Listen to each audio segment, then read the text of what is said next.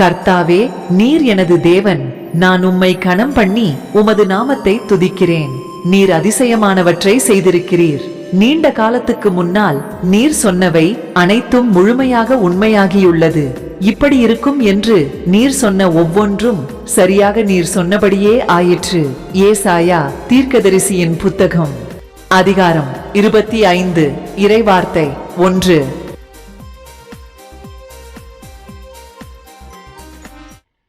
வரங்கள் கோடி தந்ததால் வளங்கள் வாழ்வில் வந்ததால் இதயமைதி தந்ததால் புதிய நலன்கள் வந்ததால் நன்றி நன்றி இறைவா, நன்றி நன்றி தலைவா.